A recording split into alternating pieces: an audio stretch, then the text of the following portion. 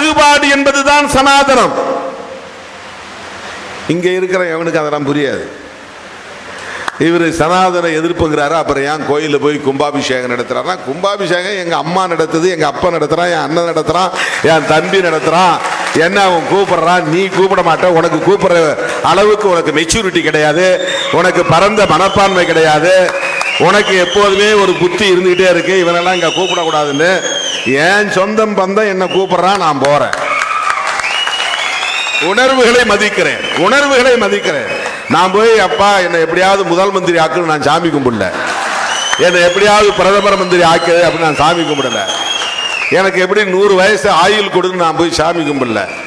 எங்க அக்கா தங்கச்சி அண்ணன் தம்பி மாமா மச்சான் என்னை கூப்பிடுறான், ஐயா எங்க ஊர்ல நான் கோயில் கட்டி இருக்கிறேன், எவனையோ கூப்பிடுறது மாதிரி உன்னை கூப்பிடுறேன், நீ வா நீ வா, நீ வந்து தண்ணியை ஊத்து அப்படின்னு அவன் கூப்பிடுறான், நான் போறேன்.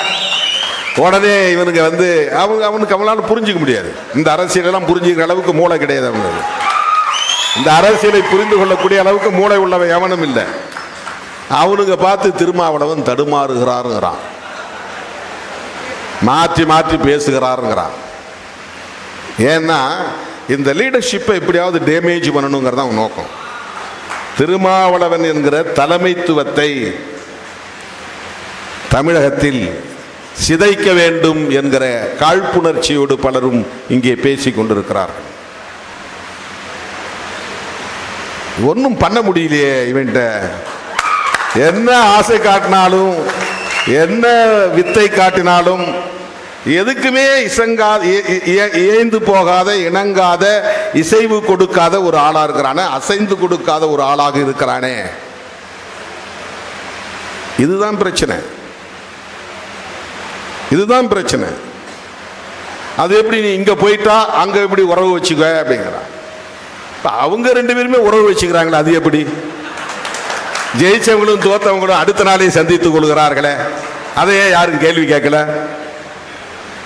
தீய சக்தின்னு சொன்னார் இல்லையா? இப்ப தீய சக்தின்னு சொன்னவர் எப்படி அவரை போய் தீய சக்தியை பார்க்கலாம் அப்படின்னு யாராவது விவாதம் நடத்தினாங்களா? அதுல என்ன அரசியல்? இப்ப 2 பேரும் ஒன்னா இருங்கப்பா, அப்பதான் பிஜேபியை எதிர்க்க முடியும் அப்படின்னு திருமாவளவன் சொன்னா, திருமாவளவனுக்கு என்ன ஆச்சுன்னு கேட்கிறான். இந்த அரசியலை புரிந்து கொள்ளுகிற வலிமை அவர்களுக்கு இல்லை.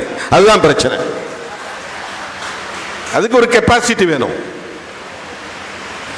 ஒரு கிளாரிட்டி வேணும், அதுக்கு ஒரு பார்வை அணுகுமுறை தேவை, ஒரு விஷனரி அப்ரோச்ங்கிறது தேவை. நான் எங்க சுத்தி வந்தாலும் சனாதன எதிர்ப்பில் உறுதியாக இருப்பேன். நான் எங்க சுத்தி வந்தாலும் சனாதன சக்திகளை அம்பலப்படுத்துவதில் உறுதியாக இருப்பேன். நான் எங்கே சுற்றி வந்தாலும் தமிழ்நாட்டுக்குள் பிஜேபி வலிமை பெற்றுவிடக் கூடாது, RSS காலுண்டு விடக்கூடாது. அதுதான் என்னுடைய கவலை. திமுக கூட்டணி தோற்று போனது என்பது ஒரு கவலை. அதை விட நம் கண் முன்னாலேயே அதிமுகவை இப்படி சிதறடிக்கிறார்களே என்ற கவலை. திமுக மறுபடியும் ஆட்சிக்கு வரும் சூழல் தமிழ்நாட்டில் இருக்கிறதா என்ற கவலை. இந்த கவலையில உனக்கு ஏன் அப்படின்னு கேட்கலாம். கரெக்ட் தான் கேள்வி. இது சராசரி மனிதர்களுடைய பார்வை. இதுதான் ஒரு ட்ரெடிஷனல் அப்ரோச், அதாவது ஒரு மரபு வழி அணுகுமுறை. நீ ஒரு கட்சி நடத்துற, உனக்கு உன் கட்சியை வளர்க்கணும் தான் நீ ஆசைப்படணும். உனக்கு ஏன் அதிமுகவை பற்றி கவலை? இது logic is very correct, logic correct. AIADMK பத்தி நான் ஏன் கவலைப்படணும்? திமுக தோற்று போனா நான் ஏன் கவலைப்படணும்? சரி, பிஜேபி வந்தா கூட என்ன பிரச்சனை உனக்கு? நீ மந்திரி ஆயிட்டு போக வேண்டியதானே? அந்த கட்சியை ஆதரித்தா உனக்கு பாதுகாப்பு தானே? எதுக்காக நீ பிஜேபி எதுக்கு? நீ என்ன பெரிய நேஷனல் பார்ட்டியா? உன் கையில் என்ன 10-20 MP இருக்கிறாங்களா? நீ தேசிய அளவில் பெரிய விளம்பரமான புகழ்பெற்ற ஒரு ஆளா? நீ எல்லாம் பிஜேபி எதிர்த்து வீழ்த்திட முடியுமா? இதெல்லாம் லாஜிக்கான கொஸ்டின் தான், தர்க்கம் நிறைந்த கேள்விகள் தான், அதுவும் நியாயம் நிறைந்த கேள்விகள் தான். ஆனால் அதை தாண்டி சிந்திக்கிற ஒரு அரசியல் தான் சிறுத்தைகளின் அரசியல். அதை தாண்டி நான் கவலைப்படுகிறேன். திராவிட அரசியலுக்கு முற்றுப்புள்ளி வைக்க வேண்டும் என்று பெரியார் காலத்தில் இருந்து தொடர்ச்சியான முயற்சிகள் நடந்து கொண்டே இருக்கின்றன.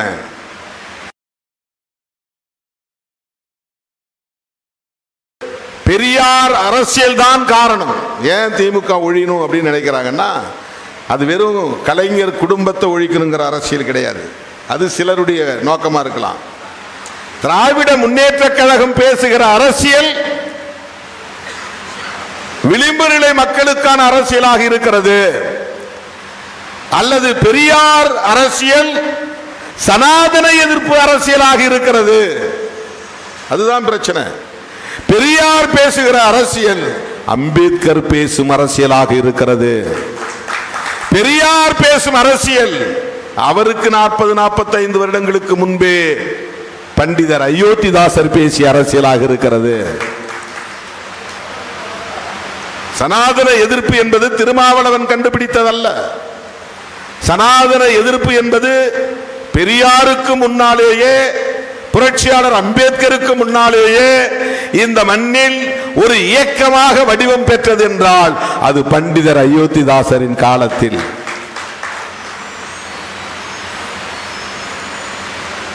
இதையெல்லாம் வகுப்பு எடுத்தா கூட அவங்களால புரிஞ்சுக்க முடியாது. ஏன்னா பண்டிதரை ஒருத்த கூட படிச்சிருக்க மாட்டாங்க. இந்த விவாதங்களில் பங்கேற்கிற யாரும் படிச்சிருக்க வாய்ப்பு இல்லை. பெரியாரை கூட படிச்சிருக்க மாட்டாங்க. ஏதோ பேரை தெரிஞ்சு வச்சிருப்பாங்க, அவ்வளவுதான். பெரியாரையே படிக்காதவர்கள் அம்பேத்கரை எங்க படிச்சிருக்க போறாங்க? நாமே இன்னும் முழுமையா படிக்கல. ஏன்னா அம்பேத்கரை படிக்கிறதுங்கிறது அவ்வளவு எளிதான ஒன்று அல்ல. வெறும் பக்கங்களை புரட்டுறதல்ல அம்பேத்கரை படிக்கிறது. ஒவ்வொரு வரிக்குள்ளும் வரலாறு அடங்கி இருக்கிறது. அவர் எழுதியிருக்கிற ஒவ்வொரு பக்கத்திற்குள்ளும் ஒடுக்குமுறைகளின் வரலாறு இருக்கிறது. சனாதனம் எப்படி இங்கே வலிமை பெற்றது என்பதற்கான வரலாறு இருக்கிறது. சாதிய உளவியல் எப்படி இங்கே வலிமை பெற்றது என்பதற்கான வரலாறு இருக்கிறது. அதை படிப்பதற்கென்று ஒரு விஷன் தேவை. விஷன் என்ன? ஒரு பார்வை. பார்வைனா என்ன? கருத்தியல் புரிதல். கருத்தியல் புரிதல்னா என்ன? இந்த சமூகத்தை பற்றியும், அரசியலை பற்றியும், பொருளாதாரத்தை பற்றியும், உற்பத்தி முறையை பற்றியும், விநியோக முறையை பற்றியும், விலை நிர்ணய முறையை பற்றியும், ஆட்சி நிர்வாக முறையை பற்றியும் நமக்கு ஒரு புரிதல் தேவை. இதுக்கு தான் நாம இயக்கம் நடத்துறோம். வர்ற உள்ளாட்சி தேர்தலில் எத்தனை இடம் வாங்கலாம், எம்பி தேர்தலில் எத்தனை இடம் வாங்கலாம், அதெல்லாம் இடையில நம் பயணத்தில் வந்துட்டு போறது. அதுல அந்த எண்ணிக்கை பற்றி நமக்கு பிரச்சனை கிடையாது. தோழர்களே, அப்படிப்பட்ட கருத்தியல் புரிதலோடு இந்த களத்தில் நிற்கிற நம்மை பலவீனப்படுத்த வேண்டும், இந்த தலைமையை சிதைத்து விட வேண்டும் என்கிற காழ்ப்புணர்வோடு பலரும் இங்கே கதைத்துக் கொண்டிருக்கிறார்கள், அவதூறுகளை பரப்பிக் கொண்டிருக்கிறார்கள். அதை நாம் பொருட்படுத்த தேவையில்லை.